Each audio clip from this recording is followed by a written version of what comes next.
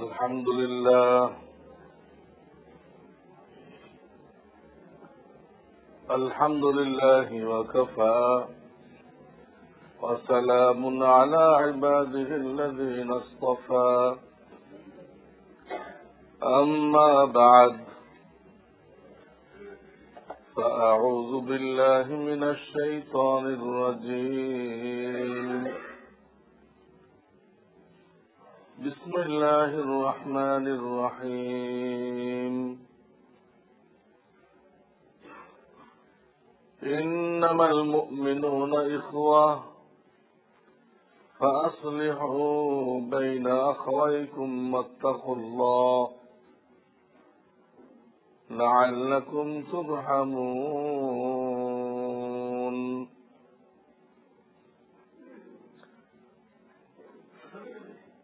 وقال رسول الله صلى الله عليه وسلم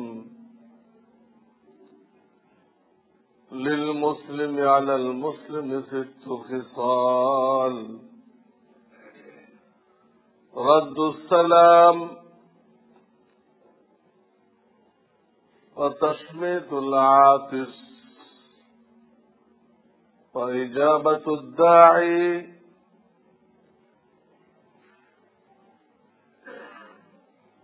ويعوده إذا مرض ويحضره إذا مات وإبرار المقسم أو كما قال رسول الله صلى الله عليه وسلم.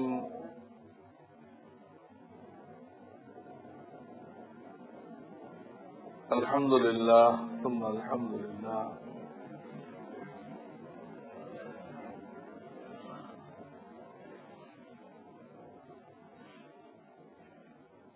গত কয়েক জুমা মুসলমান ভাইদের সাথে দেখা সাক্ষাৎ, তার বাড়িতে প্রবেশ, এর বিধি বিধান নিয়ে আলোচনা হয়েছে। এখন যে বয়ানটা শুরু হয়েছে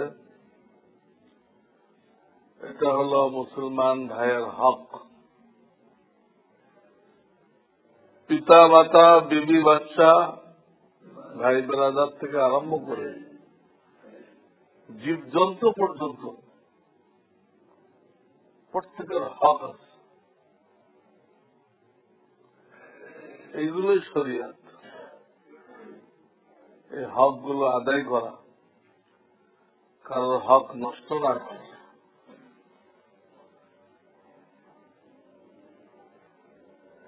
তো হুকুক আদায় করা এটাই শরিয়াত। কিছু আল্লাহর হক, কিছু নবীজির হক, কিছু নিজের শরীরের হক, বিবির হক, বাপ মায়ের হক, মুসলমান ভাইয়ের হক, তো সমস্ত বিধি বিধানগুলো হকের আওতায় চলে আসে।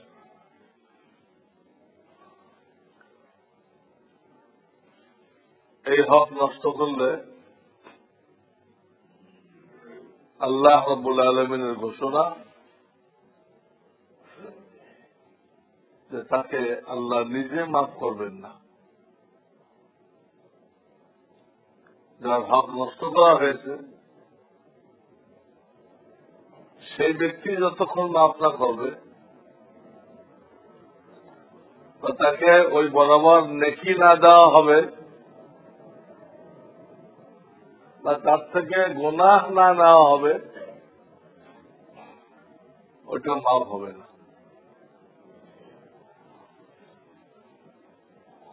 এমনকি কতগুলো রাত বোঝা যায় যে অন্য ভাইয়ের হক আদায় করে না, তার বিভিন্ন কার্যকলাপ দ্বারা মানুষের সমস্যা হয়, অযথা কষ্ট পায়। তাকে মুসলমান টাইটেল দেওয়া যাবে না। তার এক হাদিস এইটা আল মুসলিমু মান সালিম আল মুসলিমুনা মিন লিসানিহি ওয়া ইয়াদিহি, যার হাত পাও অঙ্গ প্রত্যঙ্গ দ্বারা অন্য ভাই কষ্ট না পায় সেই মুসলমান। আর যার দ্বারা কষ্ট পায় তাকে এই টাইটেল দেওয়া হবে না। সে আর যাই হোক, তাহাজ্জুদ পড়নেওয়ালা হোক, হাজি হোক, মুসলমান হতে পারব আসল যেটা। দ্বিতীয় একটা হয়তো বলা হয়েছে যে নবী আলাইহিস সালাম বলেন যে আমার নামাজের মতো নামাজ পড়ে, আমার কিবলাকে কিবলা বিশ্বাস করে, বাইতুল্লাহ দিক এটাকে কিবলা বিশ্বাস করে,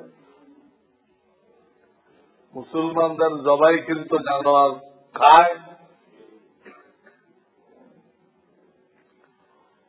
সে এমন মুসলমান লাহু জিম্মাতুল্লাহ ওয়া জিম্মাতু রাসূলিহি, তাকে আল্লাহ এবং আল্লাহ রসুলের পক্ষ থেকে নিরাপত্তা দেওয়া হয়েছে। নামাজি ব্যক্তিকে, বাইতুল্লাহর দিককে কিবলা জাননেওয়ালা ব্যক্তিকে আল্লাহ এবং তার রসুলের পক্ষ থেকে নিরাপত্তা দেওয়া হয়েছে। তার জানের নিরাপত্তা, তার মালের নিরাপত্তা, তার ইজ্জতের নিরাপত্তা, 3 প্রকার নিরাপত্তা দেওয়া হয়েছে। তার জানে কোনো কষ্ট দেওয়া যাবে না। জানে কষ্ট দেওয়ার চূড়ান্ত পর্যায়ে হল তাকে কতল করা, হত্যা করা। বাকিগুলো সেটাও জানে কষ্ট। খামাক একজনে থাপ্পড় দিল, একজনে খিল ঘুষি দিল, একজনে লাঠি মারল, এগুলো জানে কষ্ট। তো নিরাপত্তা দেওয়া হয়েছে যাতে তার জানে কেউ আঘাত না করে,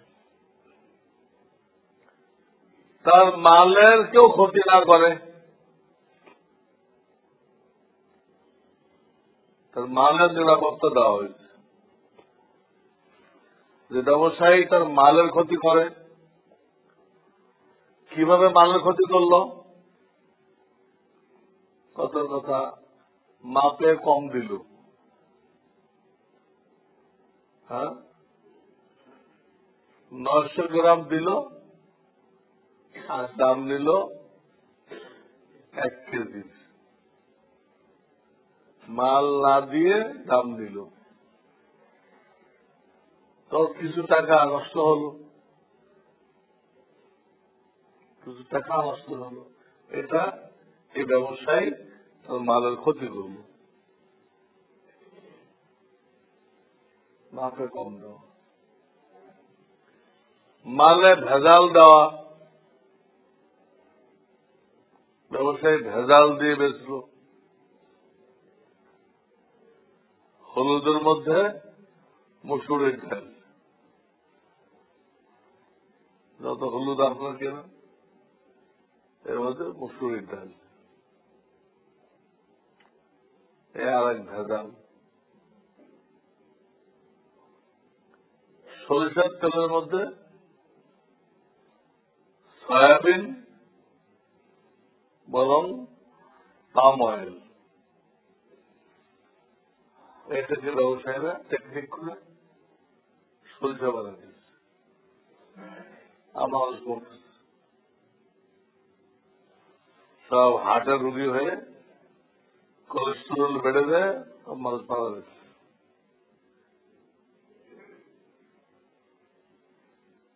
এও পড়ছে, ভেজাল দিচ্ছে, আর এক জায়গা থেকে ভেজাল মাল কিনে আনতেছে।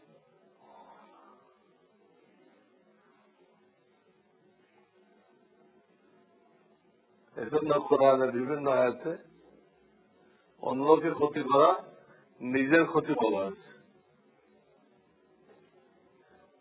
অন্যকে ক্ষতি করা নিজের ক্ষতি করা হয়েছে।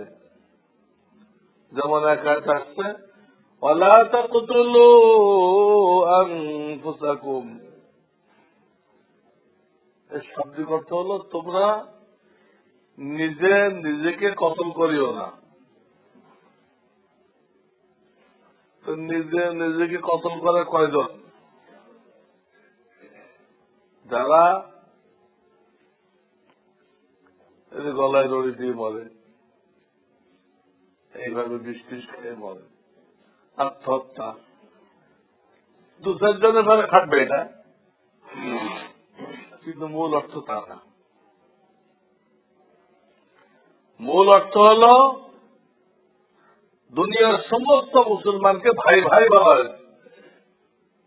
যে আয়াত আমি পড়েছি 26 পারা সূরায়ে হুজুরাত, ইন্নামাল মুমিনুনা ইখওয়া, দুনিয়ার সমস্ত মুসলমান তোমরা আপোষে ভাই ভাই। এদের ভাইকে কতল করা আর তোমার নিজেকে কতল করা একই কথা। তোমার ভাইয়ের বাচ্চা এতিম হয়ে গেল, কেমন তোমার বাচ্চা এতিম হয়ে গেল। তো বিভিন্ন আয়াতে শাব্দিক অর্থ হল নিজে নিজেকে কতল করো না। ওয়ালা তাকুলু আমওয়ালাকুম বাইনাকুম বিল বাতিল, তোমরা নিজের মাল বাতিল তরিকায় খেও না। উদ্দেশ্য তো নিজের মাল বাতিল তরিকায় খাও না, অন্যের মাল। কিন্তু বলা হয়েছে নিজের কেন? ওই লোকটা তো তোমার ভাই, ওর মাল যে তুমি বাতিল তরিকায় খাইলা, দুর্গা দিয়ে, ফাঁকি দিয়ে, ঠকবাজি করে। আজকে তো ঠকবাজের কোন অভাব নেই। আজকে ঠকবাজের কোন অভাব আছে? বিরাট একটা গ্রুপের চাকরি ঠকবাজ, মানুষের কাজ করে দেওয়ার কথা বলে টাকা দেয় আর পাওয়া যায় না। টাকা তাইলে 9-6 করে কাটা দেয়, এই হয়ে কিচ্ছু না। মানুষের ঠকানো, ঠকবাজি করা, এতে পেশা বানানো হয়েছে। কোর্টে কিছু লোক আছে, তারা তাদের চাকরি হল মিথ্যা সাক্ষী দেওয়া। যেসব লোকের কোন সাক্ষী নেই, তাদের সাক্ষী দরকার, তো ওই লোকগুলোকে নিয়ে আসে। সবাই জানে ওইখানে সাক্ষী কিনতে পাওয়া যায়। ওদের যা শিখাই দেবেন তাই বলুন, তাদের পেশায়। এগুলো হলো বাতিল তরিকায় খাওয়া, অন্যের মাল খাওয়া, কোনো বৈধ তরিকা না।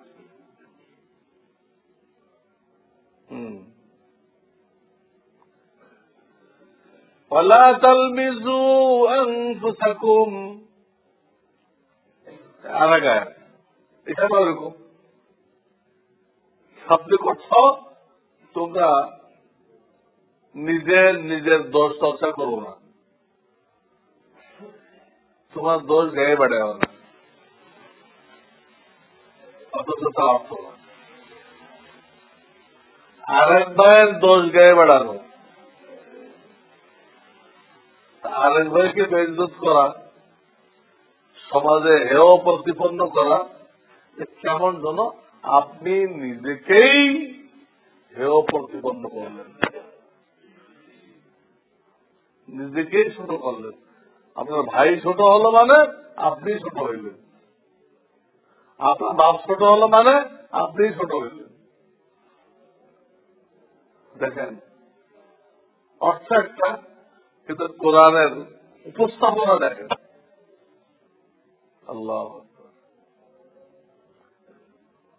তো বলতেছিলাম, মুসলমান ভাইয়ের 3 দিক দিয়ে নিরাপত্তা দেওয়া হয়েছে।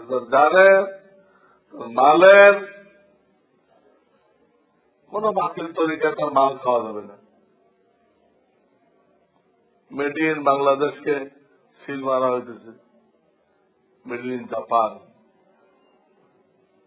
এই ছিলতে পারে ভাইয়ের মাল বাতিল তরিকে খাওয়া হইতেছে, তার মাল নষ্ট করা হয়েছে।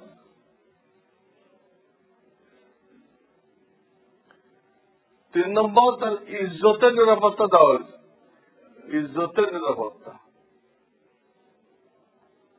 তার দোষ সংশয় করা, তাকে নিয়ে মজাক করা, ঠাট্টা বিদ্রুপ করা, হাসাহাসি করা,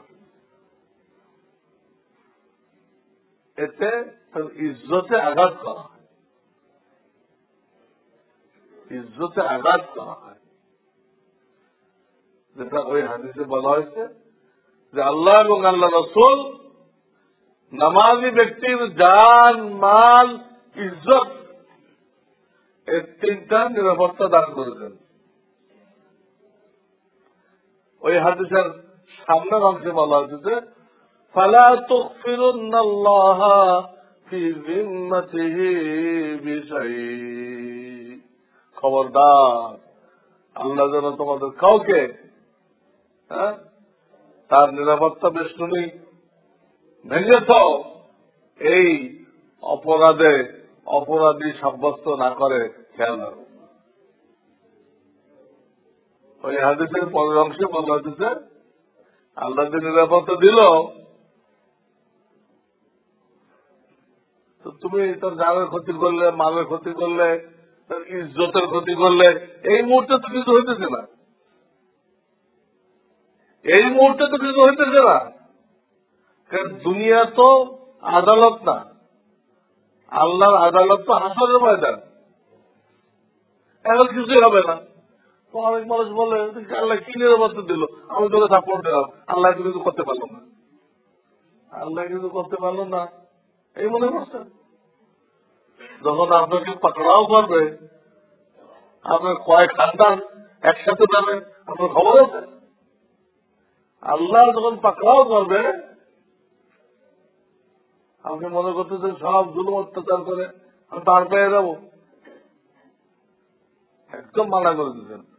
ওয়ালা তাহসাবান্নাল্লাহা গাফিলান আম্মা ইয়ামালুয যালিমুন, জালেমরা যে জুলুম করে গেছে এই ব্যাপারে তোমরা আল্লাহকে উদাসীন মনে করো না। আল্লাহ কি দেখে না? দেখে, কিন্তু আল্লাহ তোমার মতো অধৈর্য না, দেখেই গলা টিপে যাবে। তিনি বিচারের জন্য টাইম ঠিক করে, তখন দেখো জালেমদের কি হয়, তখন দেখো। এই জন্য আল্লাহকে উদাসীন মনে করতে নিষেধ করা হয়েছে। ওই হাদিসে বলা হয়েছে আল্লাহ যে নিরাপত্তা দিলেন, এই নিরাপত্তা বেষ্টনী কে কে ভাঙলো, প্রত্যেককে পাকড়াও করা হবে। কাজেই তোমাদের কাউকে ওই নিরাপত্তা বেষ্টনী ভাঙার অপরাধী সাব্যস্ত করতে না করা হয়, সতর্ক থাকো। এই মুহূর্তে কিছু হবে না, তাই বলে মনে করো না যে কিছু হবে না, সময় মতো সবই হবে। আর এক হাদিসে বলা হয়েছে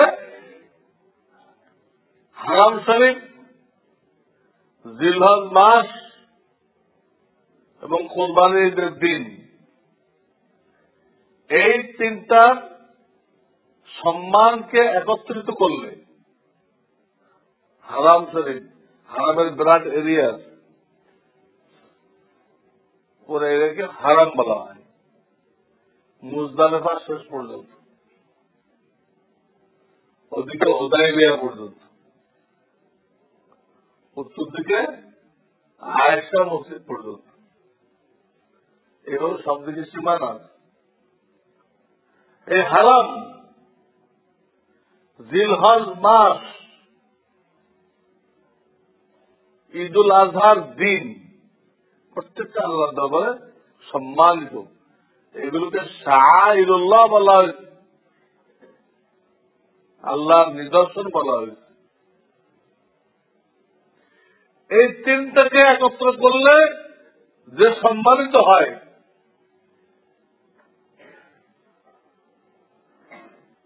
হজের এক হাদিসে বলা হয়েছে তোমার মুসলমান ভাইয়ের জান ওই পরিমাণ সম্মানিত।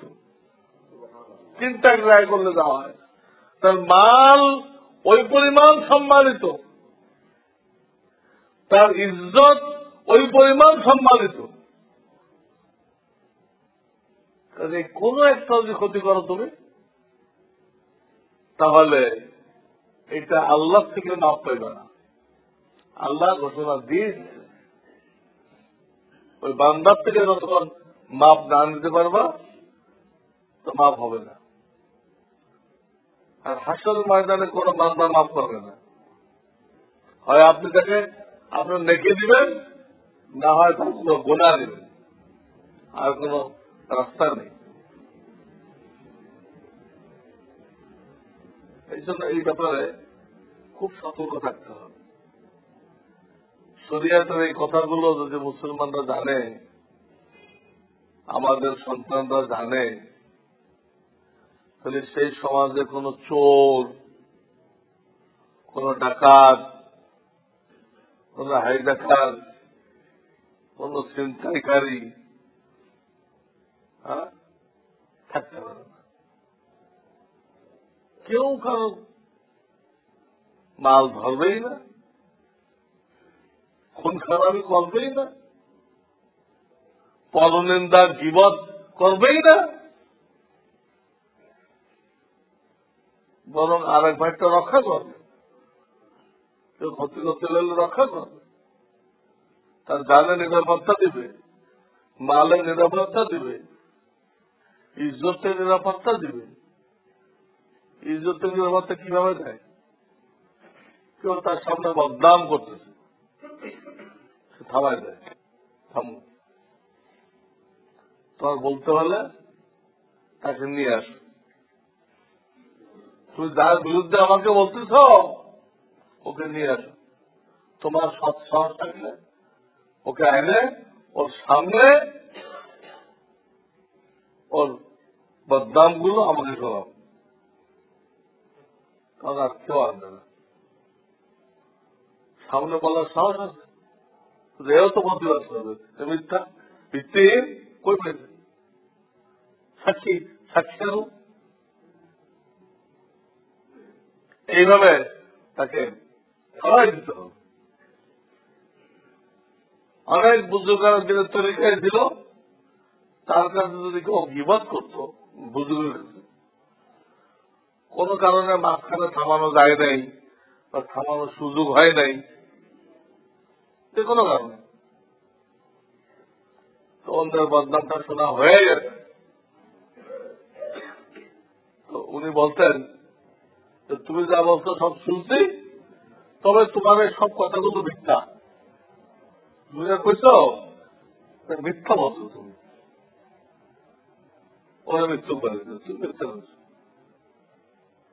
আর তার কারণ নিয়ে খেলে আনলেও তো হবে না, সাক্ষী নিয়ে আসো।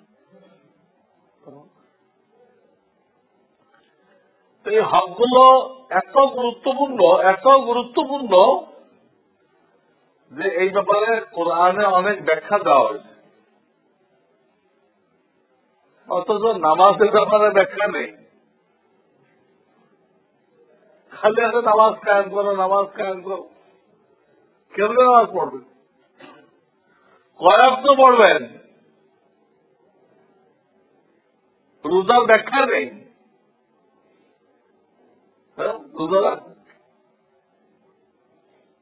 রোজার নিয়ত কি, কি কি নিষেধ, কি কি অনুমতি আছে, ব্যাখ্যা নেই।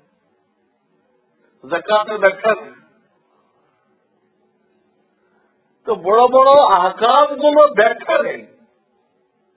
ব্যাখ্যা আল্লাহ তার নবীর উপরে ন্যস্ত করেছেন, যেগুলো ব্যাখ্যা আমার নবী তোমাদেরকে শোনাবে, ওইটা শুনে শুনে নামাজ কিভাবে পড়তে হয় ওইভাবে পড়বা, রোজা কিভাবে রাখতে হয় আমার নবী দেখাবে তোমাদেরকে, হজ কিভাবে করতে হয় আমার নবী দেখাবে। তো বড় বড় আরকান আহকাম সেগুলো ব্যাখ্যা নেই কোরআনে, মৌলিক কয়েকটা কথা বলে ছেড়ে দিচ্ছে। অথচ হক বয়ান করতে যে আল্লাহ তাআলা অনেক লম্বা আলোচনা করছেন। মহিলাদের হক বয়ান করার জন্য মহিলারা দুর্বল শ্রেণী, শক্তিতে পারে না পুরুষের সাথে, কিন্তু তাই বলে পুরুষটা কি মাপ পাবে? হ্যাঁ, আল্লাহ রাব্বুল আলামিন সব মজলুমের পক্ষে। কার পক্ষে? মজলুমের পক্ষে। এই জন্য মহিলাদের হক বয়ান করার জন্য তিনি একটা ভিন্ন সূরা নাযিল করেছেন। এর নাম হল সূরাতুন নিসা। সূরাতুল রিজাল পাবেন না কত? পুরুষদের সূরা এই নামে সূরা নেই, কিন্তু সূরাতুন নিসা এরা কমজোর। আল্লাহ ওদের পক্ষে অনেক কথা বলছেন। তোমরা এগুলো খেয়াল রাখো, তাহলে আমি মাওলা পাকড়াও করবো, তখন আমার হাত থেকে তোমাকে কেউ ছুটাইতে পারবে না। তা আমি সূরা হুজুরাত থেকে আয়াতটা পড়েছি, এখান থেকে 3-4টা আয়াত ধারাবাহিক আল্লাহ রাব্বুল আলামিন অন্য ভাইয়ের হক সম্পর্কে আলোচনা করেছেন। অন্য ভাইয়ের হক সম্পর্কে আলোচনা করেছেন। বর্তমানে এটা আসতেছে, কোন পুরুষ আর এক পুরুষকে দিয়ে যেন ঠাট্টা বিদ্রুপ না করে। লা ইয়াসখার কওমুন মিন কওমিন আসা আইয়াকুনু খায়রাম মিনহুম। হে ইমানদারগণ, তোমরা এক পুরুষ আর এক পুরুষকে নিয়ে ঠাট্টা করো না। এখন হইতে পারে তুমি যাকে নিয়ে ঠাট্টা করতেছ আল্লাহর দরবারে সে বেশি ভালো, তুমি ভালো না। তুমি ভালো হইলে না, আবার তাকে নিয়ে বিদ্রুপ করলে আল্লাহর প্রিয় বান্দাকে নিয়ে তাকে কষ্ট দিলা, তো তোমার নেকি চলে যাবে। ওয়ালা নিসাউম মিন নিসাইন আসা আইয়াকুন্না খায়রাম মিনহুন। কোন মহিলা অন্য মহিলাকে যেন বিদ্রুপ না করে, ঠাট্টা না করে। আল্লাহ মানা করছেন, কেন? হইতে পারে যাকে নিয়ে ঠাট্টা করা হইতেছে সে আল্লাহর কাছে বড় প্রিয়। নবীজির এক বিবি ছিল খাটো, তার নাম হল সফিয়া।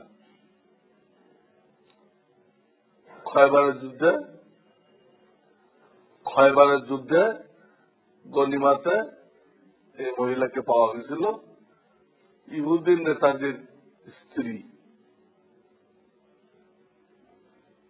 এক সাহাবী ভাগে আসছিল গনিমাত বন্টনে, পরে ওই সাহাবী আবার ওটাকে নবীজিকে দিয়ে দিয়েছিলেন, যে কয়েকটা দান এনেছিলেন, ওটাও তখন বাঁধতেছিল। তো নবীজি তাদের দিল জয় করার জন্য ওই বাদীকে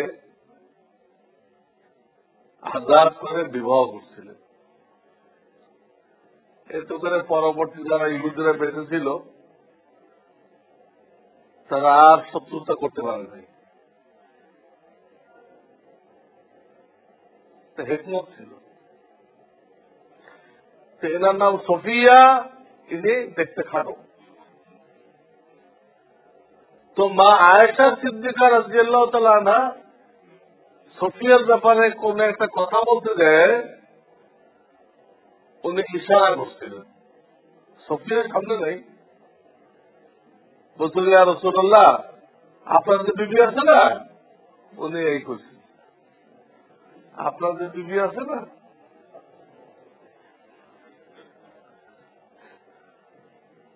কি বুঝাইলেন? নবীজি মা আয়েশার উপরে এরকম রাগ হইলে, আয়েশা তুমি এমন একটা অন্যায় করলে, অপরাধ করলে, তোমার এই কথাটা যদি সাগরে নিক্ষেপ করা হয় তো সাগরের পানি তিতা হয়ে যাবে। তওবা করো। তুমি এরকম বলে ইশারা করলে যে বাটুল, এটা খুব খারাপ কথা, এটা তার দিলে আঘাত লাগবে। আর মুসলমানের দিল ভাঙা তো কাবার ঘর ভাঙার থেকেও খারাপ। এই জন্য বলা হয়েছে কোন মহিলা অন্য মহিলাকে নিয়ে যেন বিদ্রুপ না করে। বিদ্রুপ খালে কি মুখের কথা হয়? এরম করছে, এটা তো মুখের কথা না, হাতের ইশারা। এটা তো নবীজি ধরে পারছে তো যাই হারাম। এখানে 3 নম্বর নেই। আমাদের আকল বিবেচনায় বলে 8টা সূরা বলার দরকার ছিল আল্লাহ। কি হয়ে গেল? পুরুষ পুরুষকে নিয়ে বিদ্রুপ না করে, মহিলা মহিলাকে।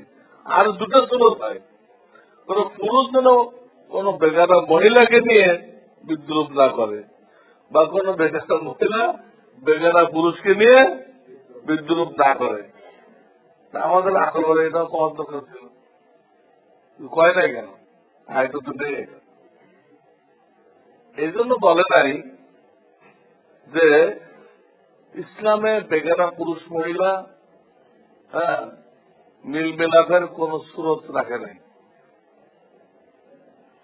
সুরতে যখন রাখে নাই তো একজন আরেকজনকে নিয়ে বিদ্রুপ করবে কিভাবে? তো কয় বেকার ইংরেজরা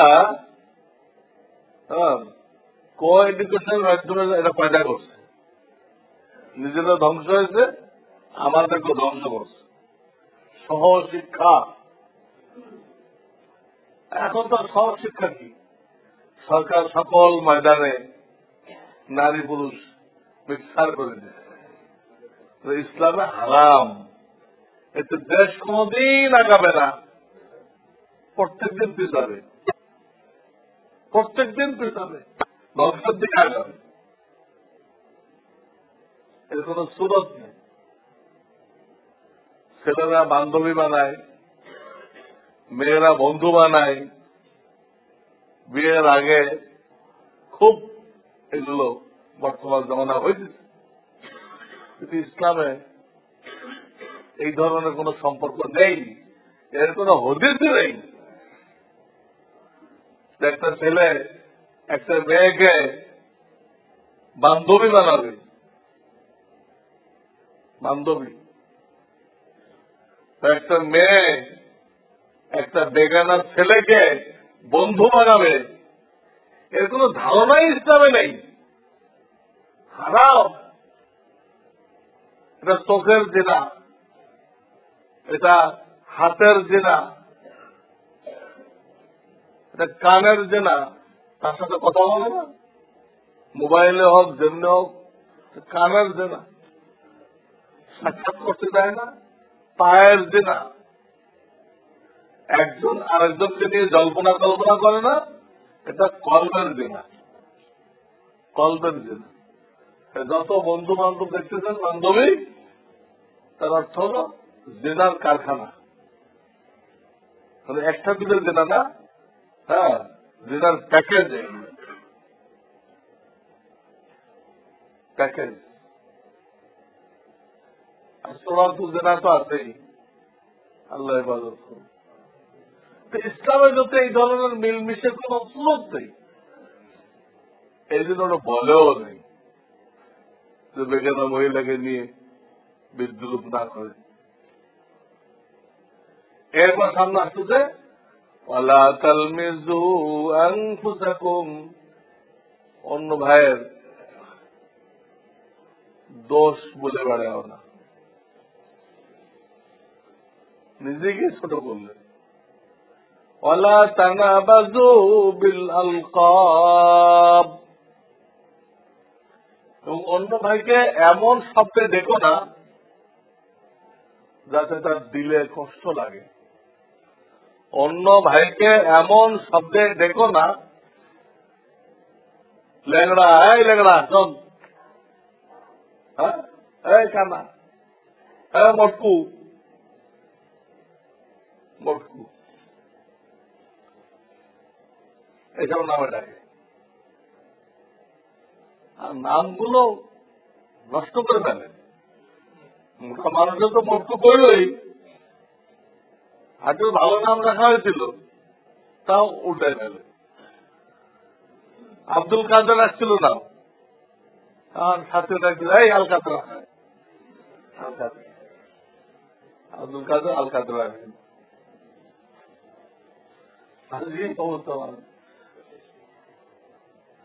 নামকে বিগড়াই ফেলে, সব এই একটা হারাম করা যে নামে ডাকলে হইতে পারছেন ল্যাংড়া, কিন্তু আপনি ল্যাংড়া করে ডাকতে পারবেন না। আল্লাহ আপনাকে ল্যাংড়া করত আর সবাই আপনাকে ল্যাংড়া করে ডাকত, কেমন লাগতো? সেসবকে বলতেছে যারা এই কাজগুলো করবে, আরেকজনকে বিদ্রোহ করবে, আরেকজনের দোষত্ব করবে, আরেকজনকে মন্দ নামে ডাকবে, এরা ফাঁসেক হয়ে যায়। এই কাজটা যারা করে কি হয়ে যায়? ফাঁসেক। আর ফাঁসেকের বিধান কি? বিসাল ইসমুল ফুসুক বাদাল ঈমান। ঈমান আনার পরে কাউকে ফাসিক বলা হবে, এই নাম তার ব্যাপারে সংযুক্ত হবে। আল্লাহ বলতেছেন সাংঘাতিক মারাত্মক খারাপ। একটা লোক মমিন হওয়ার পরে তার টাইটেল হইতেছে কি? কোন অন্যায় করে গেল, তার টাইটেল হইতেছে কি? যে নামাজ পড়ে না ঠিক মতো, সেও কিন্তু পারবে। রোজা রাখে না, ফাঁসে। পর্দা করে না, সব মহিলাদের সাথে কথা বলে, ফাঁসে। চেহারাকে নবীজির চেহারা মতো বানায় না, চেহারাকে নবীজির চেহারা মতো বানায় না, সব ফাঁসে। অনেক কারণে হয়, এখানে এই কয়টা বলা হয়েছে বলে আল্লাহ শেষে বলতেছেন ঈমান আনার পরে তার সাথে যে এই শব্দটা যুক্ত হলো, ফাসেক, শাব্দিক অর্থ নাফরমান, আল্লাহ নাফরমান, এটা বিশা সাংঘাতিক খারাপ। আমাল্লাম ইয়াতুবু ফাউলাইকা হুমুজ জালিমুন। এসব অপরাধ যদি হয়ে যায় তো তওবা করতে হবে, তার কাছ থেকে হক চেয়ে নিতে হবে। যার হক নষ্ট করা হয়েছে এটা না করলে আল্লাহর দরবারে সে জালেম হয়ে গেল, আর ওই ভাই মাজলুম হয়ে গেল। অন্যায়কারী জালেম, আর যে ভাইকে নিয়ে এই ঠাট্টা মজাক করা হয়েছে সে মাজলুম। আর আল্লাহ মাজলুমের পক্ষে, জালেমের বিরুদ্ধে। এমনকি কিতাবে লিখছে মুসলমান যদি জালেম হয় আর কাফের যদি মজলুম হয়, এখানে আল্লাহ সাহায্য কাফেরের পক্ষে থাকবে। মুসলমান যদি জালেম হয় আর কাফের যদি মজলুম হয়, তা আল্লাহ সাহায্য এখানে মুসলমানের সাথে নাই। কার সাথে? তাতারিরা কাফের ছিল, বাগদাদের খেলাফত মুসলমান ছিল। এই খেলাফতের বিভিন্ন গভর্নররা তাতারিদের সম্পদ দখল করছিল। পরে তারা যখন মজলুম হয়ে গেল, তো তারা প্রতিশোধ নেওয়ার জন্য যুদ্ধের প্রস্তুতি নিল। তো দেখা গেল সেই যুদ্ধে বাগদাদের খেলাফত তছনছ হয়ে গেল। খলিফা ওই গভর্নরদের বিচার করে নাই। প্রেসিডেন্ট, প্রধানমন্ত্রী অন্য যারা জুলুম করতেছে তাদের বিচার না করলে সেই দেশ থাকে না, অন্য কাফেররা নিয়ে যায়।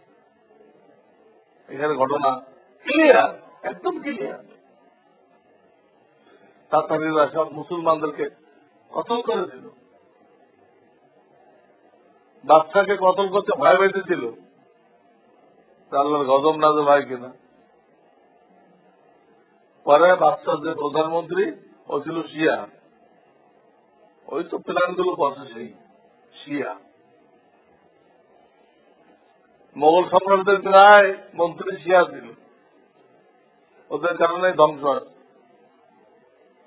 সে বাচ্চাকে বুদ্ধি দিল, এক কাজ করো, চাটার মধ্যে পেঁচাও, বাচ্চাকে সরাসরি কতল করতে ভয় পেয়েছিল, পেঁচাও, এর বুদ্ধি ঘোড়ার দলরে আগে দাও, দৌড়াই দাও। এইভাবে বাগদাদের খলিফাকে ধ্বংস করা হল। আল্লাহ কাফেরকে সাহায্য করলেন, কাফের উদ্যম ছিল, জালেমকে খতম করলেন। যদি তারা মুসলমান, এখান থেকে শিক্ষা নিতে হবে, আমি মজলুম হই, আমি তো জালেম না হই। 100 বছর আগে একটা ভুল করে রাখছে, আমি এখন বুঝতে পারলাম, ঠিক করতে হবে। 100 বছর আগে একটা কাজ আমি করছি, এটা একজনের পরে জুলুম হয়ে গেছে। তামাদি কোর্টে তামাদি হইতে পারে, আল্লাহর আইনে কোনো তামাদি নেই, কোর্ট নেবে না, এটা কোর্টের তামাদি হয়ে গেছে। আল্লাহ কোনো তামাদি নেই।